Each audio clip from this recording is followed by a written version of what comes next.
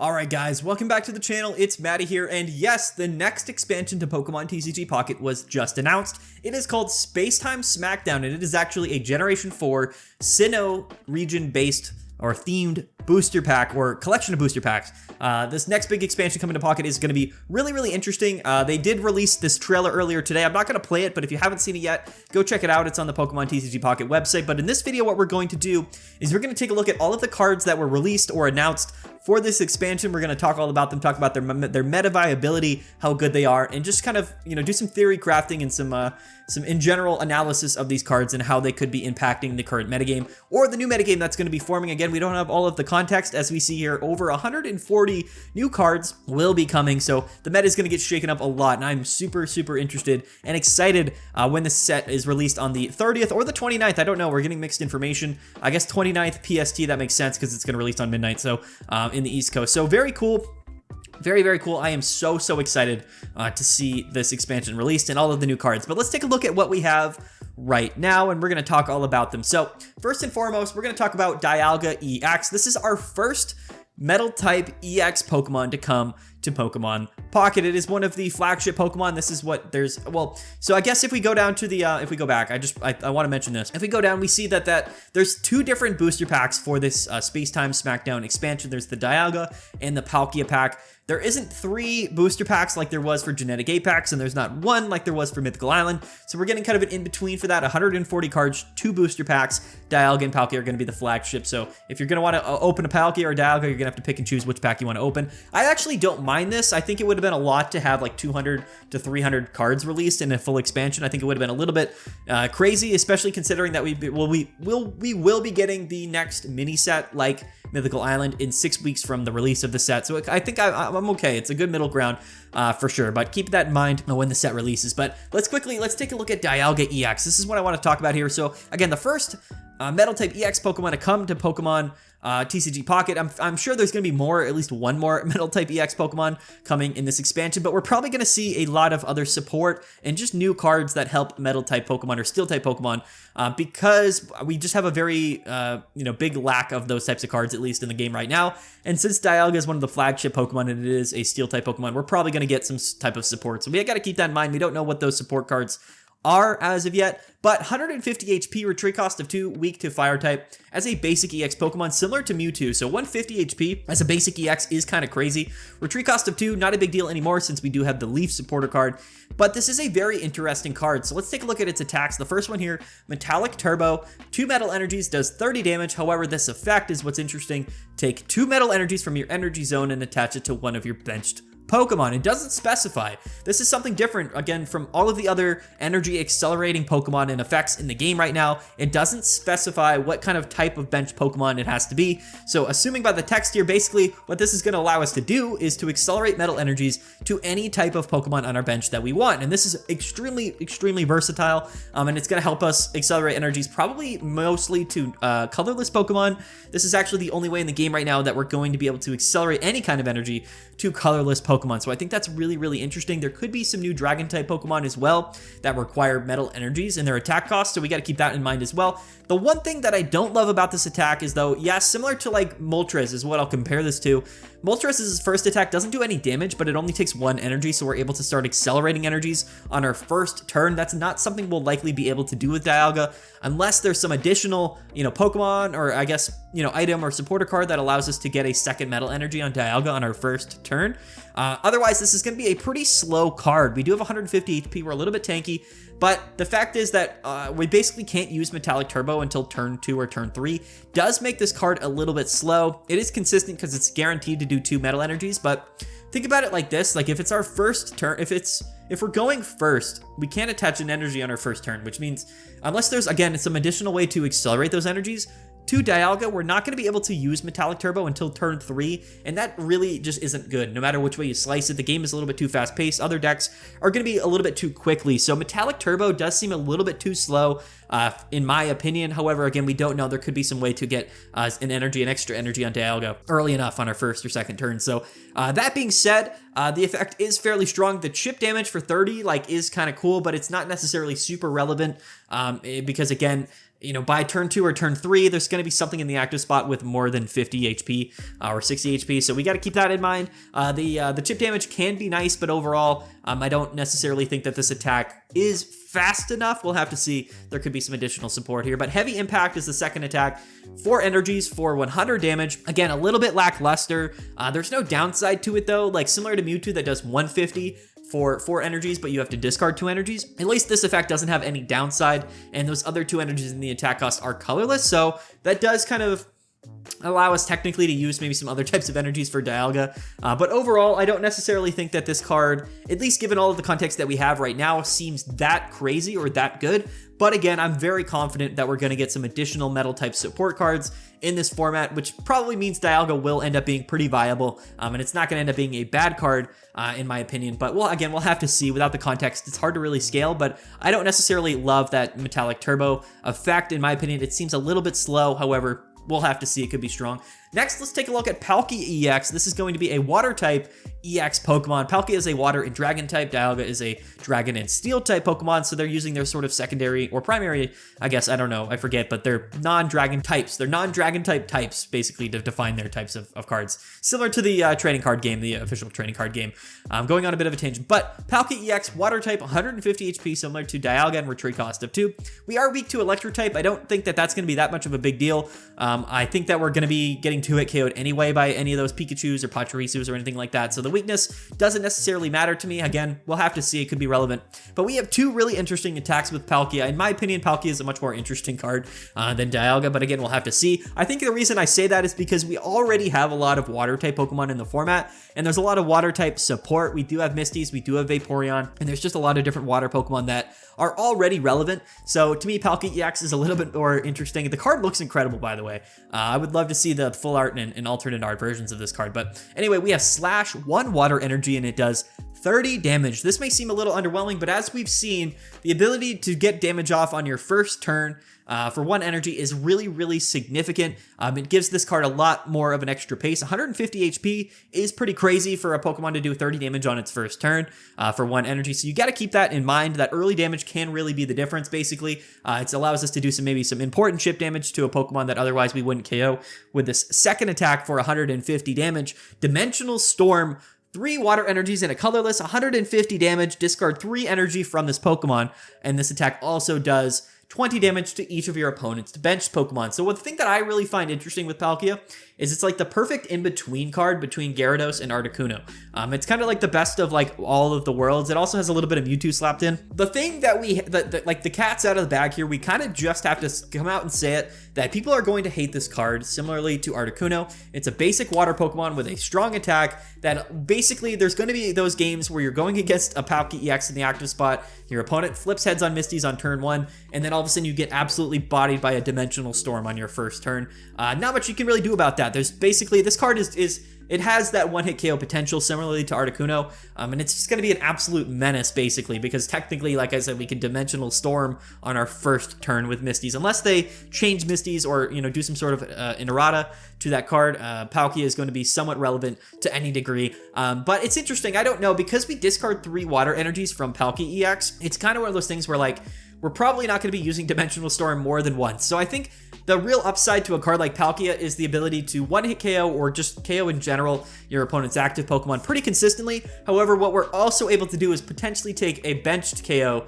at the same time, doing 2 KOs in 1 attack, allowing us to basically win the game in 1 turn. You could pair this up with something like a Greninja or maybe the Lumineon that does bench damage to whittle down a bench Pokemon, and then maybe you could play Sabrina or do anything like that to kind of, mix and match the Pokemon or swap something else into the active spot or anything like that, basically to do that 150 KO the active, but also do that last 20 damage to KO a bench Pokemon, effectively taking all your prize cards or all your points in 1 turn. I think that's going to be kind of a strategy like Palkia. We'll have to see, I guess, what other Pokemon are in this format. You could play Palkia with Articuno and Greninja. You could maybe even play it with Starmie or Lumineon. There's a lot of different ways in which we might be able to package Palkia EX. I don't think it's going to be an archetype in its own right. I don't think it's a card that's, I guess it could be, to be honest with you, but I think it's probably going to be a Pokemon that we pair up with, a lot of the other significant water type Pokemon or decks that are already in our format. We'll have to see. There could be some really insane cards that match really well.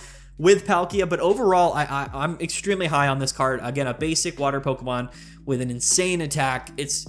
People are going to get hit with Dimensional Storm on turn 1, and it's going to be all over the place. It's just going to be so many clips on Twitter and on Reddit. People are just getting, one hit, bodied by these Palkia EX players. So that's something interesting to note. I think because Water type is already pretty significant, I think Palkia is certain to see quite a bit of play, and it's probably going to be one of the most hated cards from this expansion, in my opinion. We'll have to see. Okay, so let's move on to the Pokemon that aren't necessarily like Palkia and Dialga, the flagship cards. This is Lucario. Now, I'm not sure where this came from, but it is kind of confirmed. It was on Cerebi.com. It wasn't in the trailer, but maybe it was released maybe in some other leaked images. And this is a non-EX Stage 1 Lucario. This is the alternate art version, or the full art version, but it's going to be basically just a normal Pokemon, non-EX Pokemon. Stage 1 fighting type, 100 HP, which is pretty decent for a Stage 1 Pokemon. And we see it's got the ability here, Fighting Coach. Attacks by your fighting Pokemon, do 20 damage, 20 more damage to your opponent's active Pokemon. Now, unlike the Jungle Totem effect, as you guys have mentioned in the in my community post earlier, that you can actually stack this ability. There's nothing in here that says we can't have multiple Lucario in play and do, instead of plus 20 damage, we're doing plus 40 damage.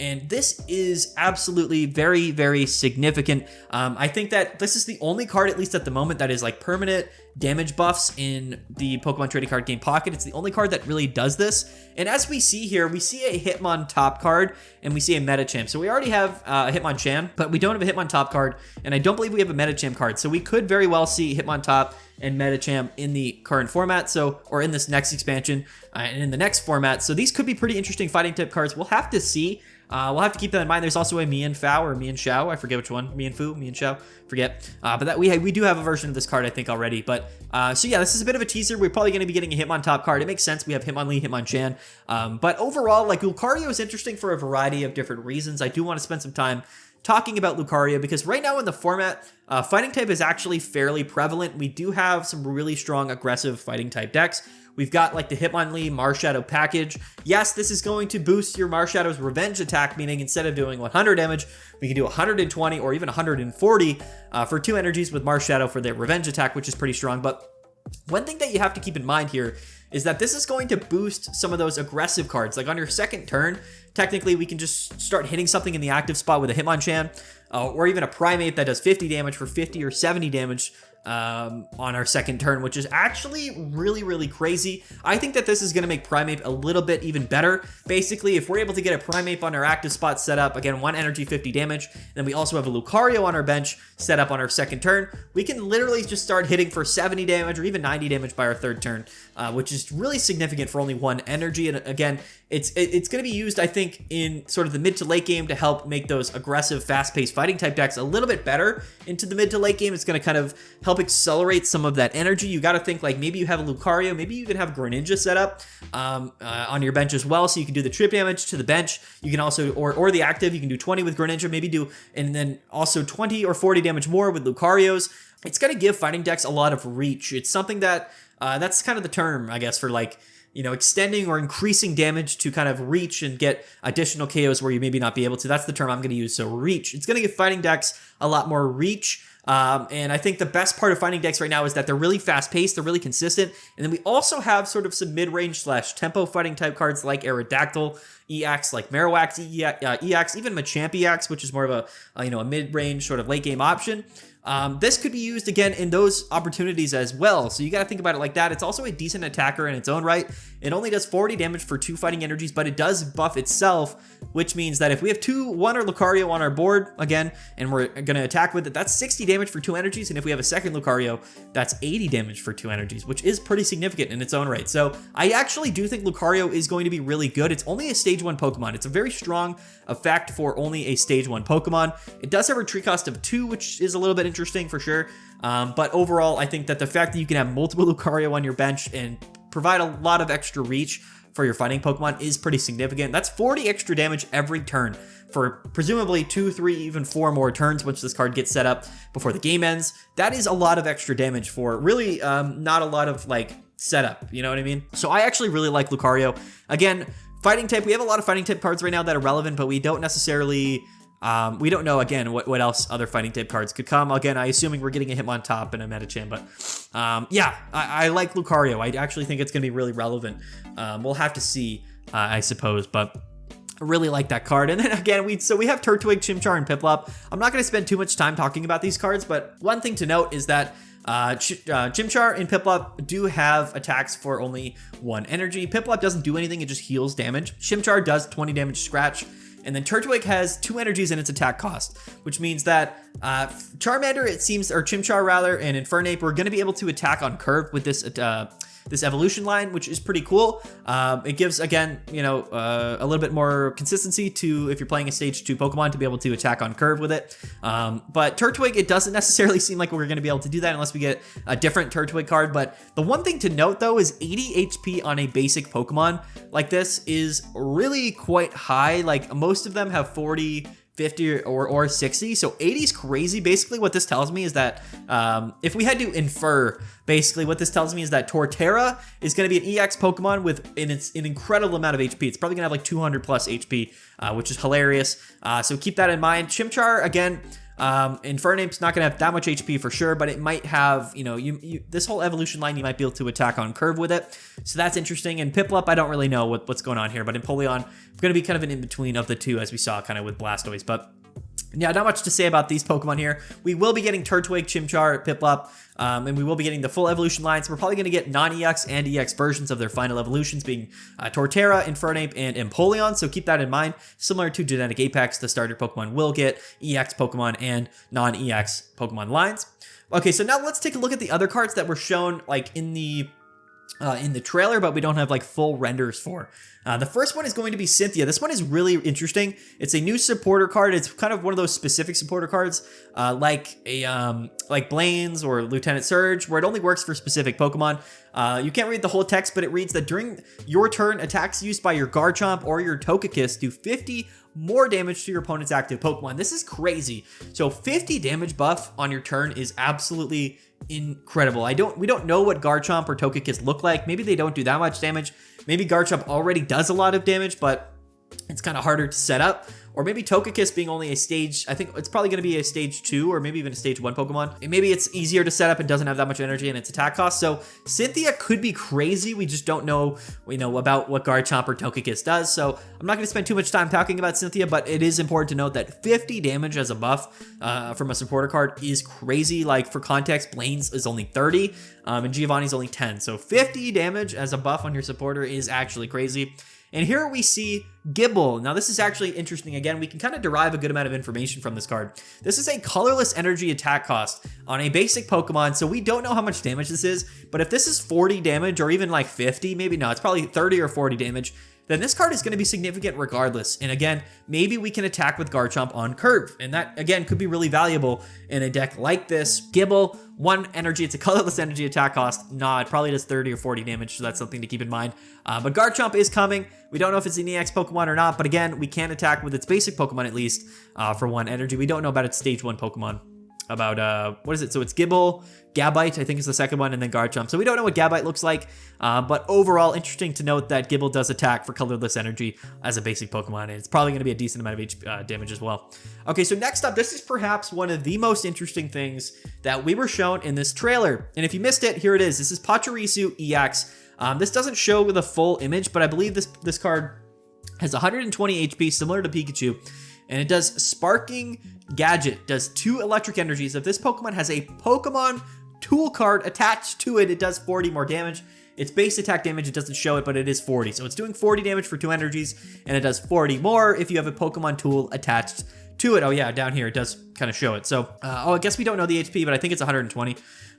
Weakness is fighting, and it has a retreat cost of 1. So here's the thing. This is basically the first announcement or the first glimpse of Pokemon tool cards coming to Pokemon TCG Pocket. If you don't know what tool cards are, if you haven't played the official trading card game, tool cards are kind of like item cards. They're trainer cards that you attach directly to your Pokemon, similar to an energy, except they provide some sort of additional effect or a buff permanently to that Pokemon until the Pokemon either gets KO'd or if the item card gets removed by some sort of an effect. So tool cards are really, really interesting, but The thing was, I actually didn't think we would be getting tool cards to Pokemon Pocket, because for that, and the reason for that is because we have such limited amount of cards in our deck anyway.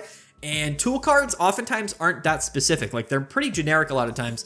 They're either going to increase maybe the damage that you do by a small amount, or they're going to increase your HP by a small amount, or decrease your retreat cost, things like that. And we already have cards that kind of do all of that, so I didn't think we would be getting tool cards, but seemingly we will be getting tool cards. We don't know if they're going to be really generic like the ones I just mentioned, or if they're going to be actually really specific, where it's like, hey, if your electric Pokemon has this tool card attached, it does 20 more damage. Like, that could be pretty significant.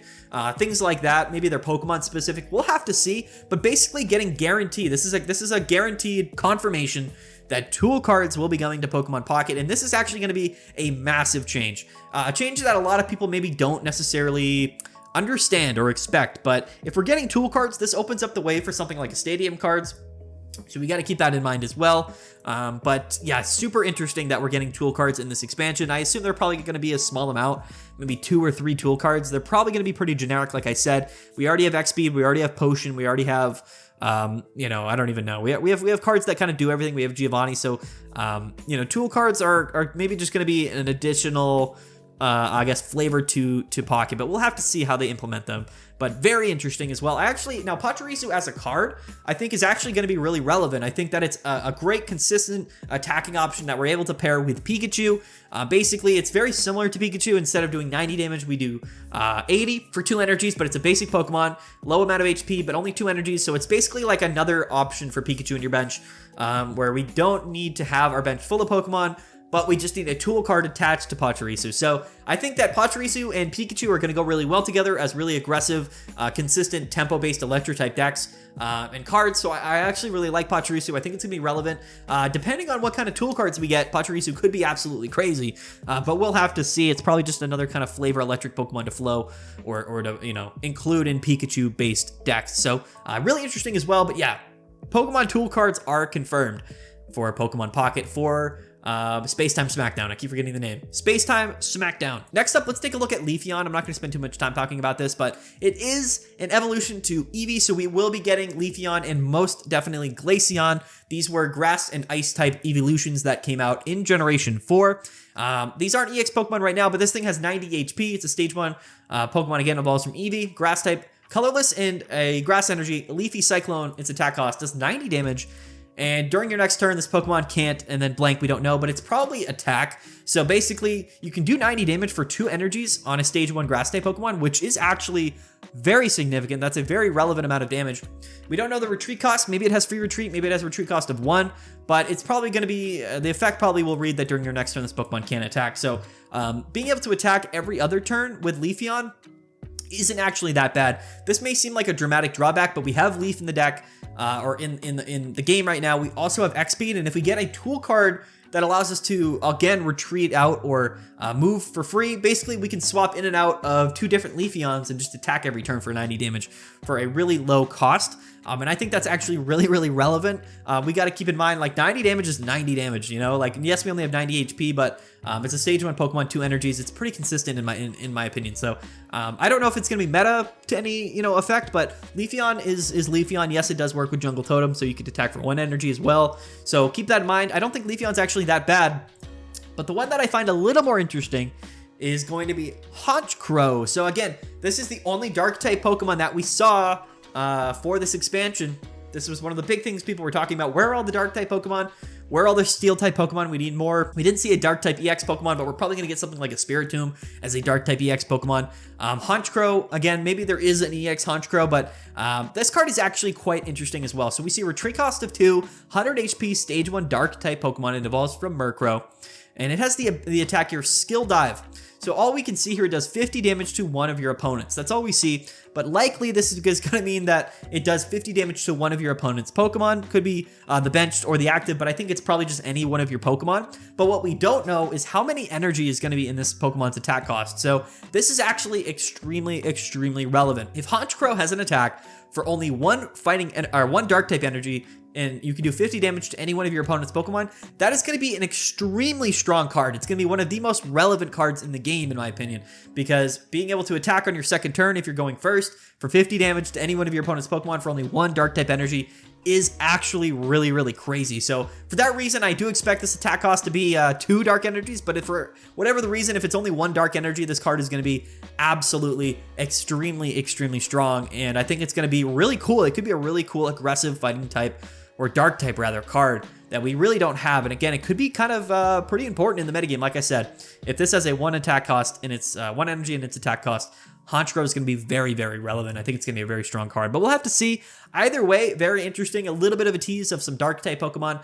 We didn't see any dark-type EX Pokemon, like I said, but if we do, it's going to be Spiritomb almost indefinitely. But there are some other dark-type Pokemon from Generation 4 as well. And then lastly, let's take a look at Cresselia. All we know here is that it's got 110 HP, and retreat cost, we don't know. It's weak to dark, but it has Moonlight Gain, does 50 damage, and you heal 20 damage from this Pokemon. Not particularly relevant. We have seen in the OCG some really relevant Cresselia cards, but this card, pretty lackluster, nothing really to say here. 50 damage for 2 energies, it is what it is.